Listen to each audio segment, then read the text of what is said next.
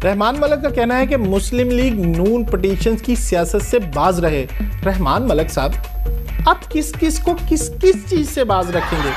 बेहतर यह है आप खुद हुकूमत करने से बाज आ जाएं। नाज़रीन, आपने एफिड्रीन के बारे में तो सुना होगा, जो मूसा शाह ने तख्लीक की थी, और बाकी काम जो उन्होंने अपने आगे साइंसदान रखे हुए थे उन्होंने किया। अब एफिड्रीन ना सिर्फ पाकिस्तान बल्कि ईरान तक पहचानी जाती है।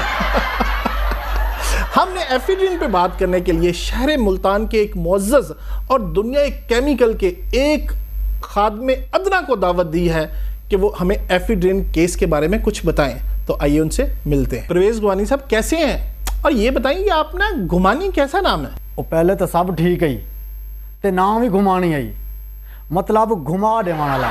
हूँ तो मैं आप घूमया पिया। क्या मतलब? अब क्या हो गया है? बस छोड़ो जी, वो थाकू कह दसावा, वो थारा तो अपना बड़ा अजीबो गरीब ते ना समझ आने वाला मुंह है। वो थाकू कह नहीं दसा, इो जिया मुंह चा के सरेआम नहीं फिरींदा। भाई ये कैसी बातें कर रहे हैं? ओ साईं, गुस्सा न करो, असा बुढ़ गए हैं, असा बर्बाद थी गए, सादा कख नहीं रिया। ओहो, बताएं भी, आखिर क्या हुआ है? असा रिश्वतां दे दे के वड्डी औखे नाल एफिड्रीन दा कोटा मंजूर कराए, और शाह जी होना के डूबे ने, असा तो नाल ही डूब गए हैं। मगर जनाब, मकदार से ज्यादा कोटा लेना भी तो गलत बात है ना। साडे मुल्क ते कौम को ई टाइप दी अद्वियात दी बहुत जरूरत है। वो सब ठीक है, पर कौम को इसकी क्या जरूरत है? ए बड़ी जज्बाती कौम है, ते मिनट मिनट बाद सड़क ते आवें दिए, दवाई खा के सुती रासी। हूं तो सारे क्रिकेट दे प्लेयर भी यह दवाई इस्तेमाल करेंदे पन। ई वजह तू हार के भी मुस्कुरांदे वदे होंदन, लगदा है वर्ल्ड कप जीती आने। अच्छा, एफिड्रीन का इस्तेमाल ज्यादा मुल्तान में ही क्यों है? और ज़िमनी इलेक्शन दी वजह तू। ज़िमनी इलेक्शन का इससे क्या ताल्लुक? गैर तालीम याफ्ता इंसान ओ पीर मूसा शाह को जेड़ा 93,000 वोट पिया हाई, तेरा के ख्याल है वो बंदे होश ही चन? वो सारा कोटा उथा ही लग गए। अगर होश ही होवे ना तो इंदा हाल ही वो थी व्या जेड़ा शेख रशीद नाल थिया है। अच्छा, ये गिलानी साहब वाली सीट पे इलेक्शन का क्या होगा? वो हुण थोड़ा मुश्किल है। अगर पुराने कोटे दा असर रिहा तो कादर शाह जीत वैसी। अगर अवाम को होश आ गया तो कादर शाह दा बम छिक बम बम हो सी।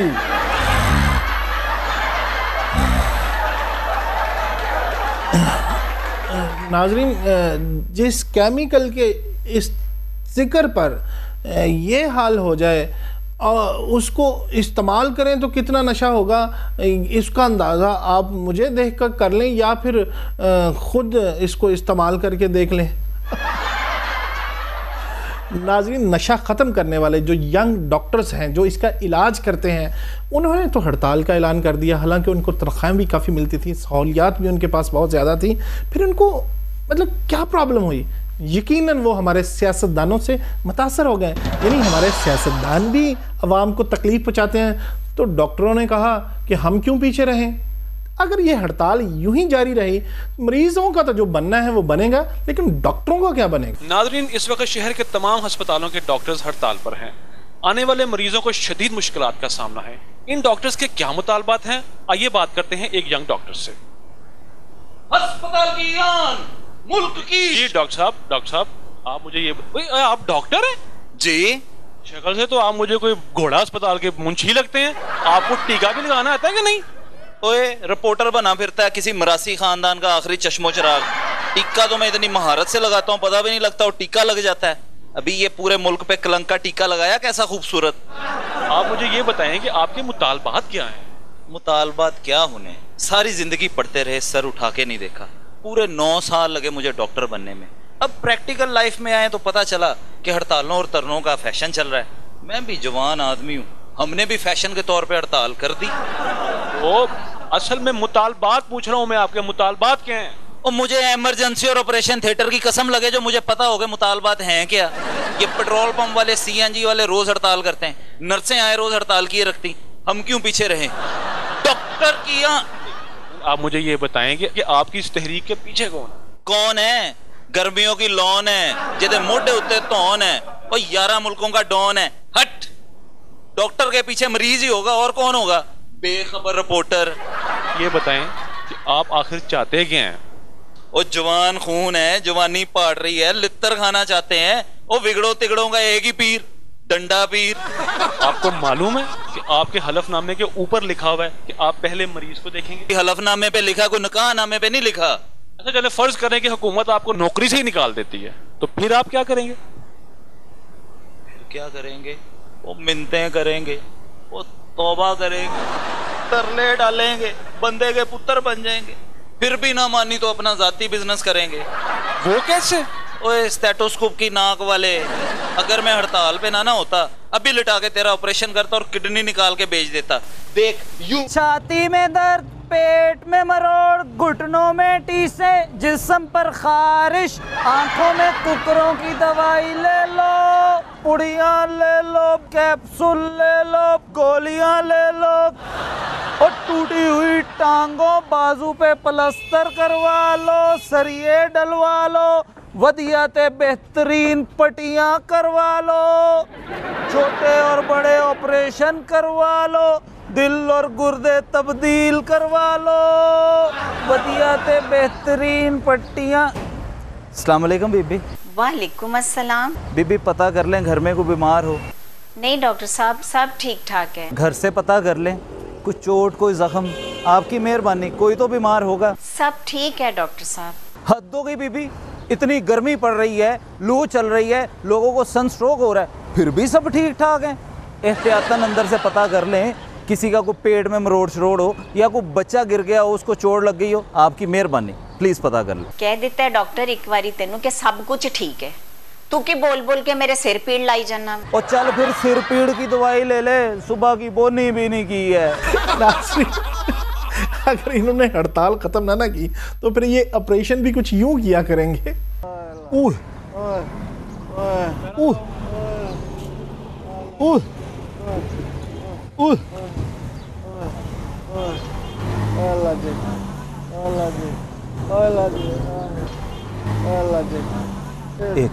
डॉक्टर साहब कितनी देर है, मेरे गुर्दे में बड़ी दर्द हो रही है।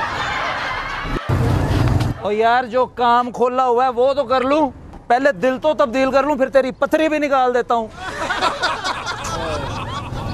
खराज तहसीन ट्रिब्यूट का रवाज कितना पुराना है मगर बहुत अच्छा है, और कभी कभी इसका अंदाज बदल भी जाए तो भी बहुत अच्छा लगता है। मसला अगर किसी सियासतदान को कोई फूल मारे तो दिल करता है कि काश ये फूल गमले समेत मारा होता तो कितना अच्छा होता।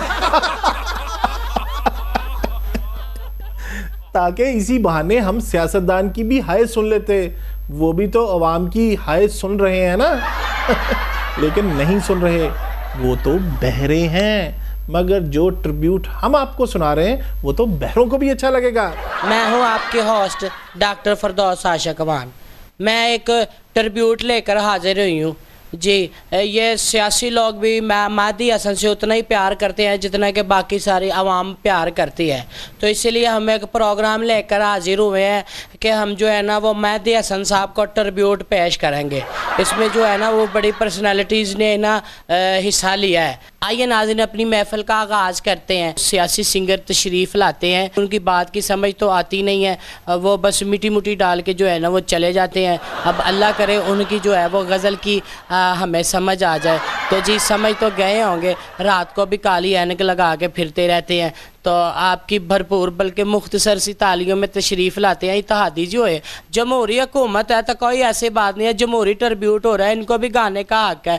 तो आपकी मुख्तसर सी तालियों में तशरीफ़ लाते हैं चौधरी शुजात अली खान। आओ।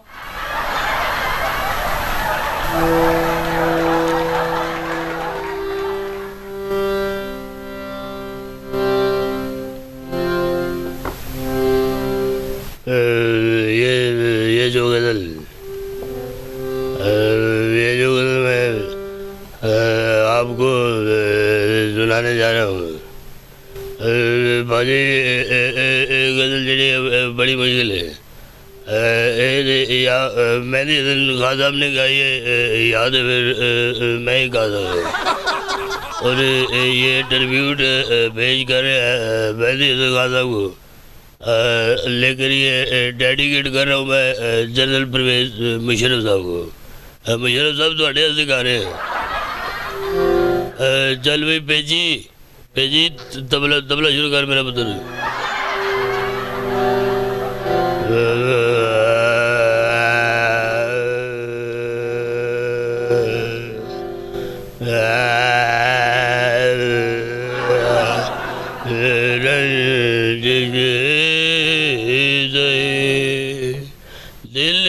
दुकाले के लिए आ रही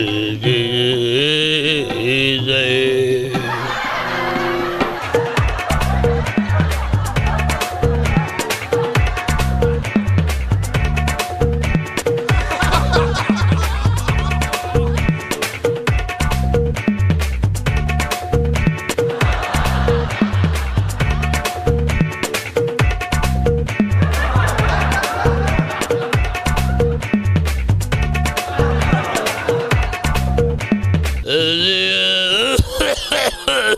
जो भी पानी बड़ी पुत्र पानी बड़ी ले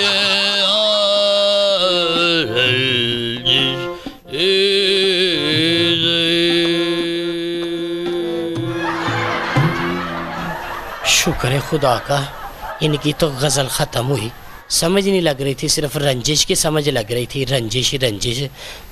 आगे तो कुछ भी समझ नहीं। कोई बात नहीं है, तादीजू है कि इस काम को चुक के रखो और खेल और खिलाड़ियों को बुक पे रखो। छोले पंजाब नाड़, इमरान खान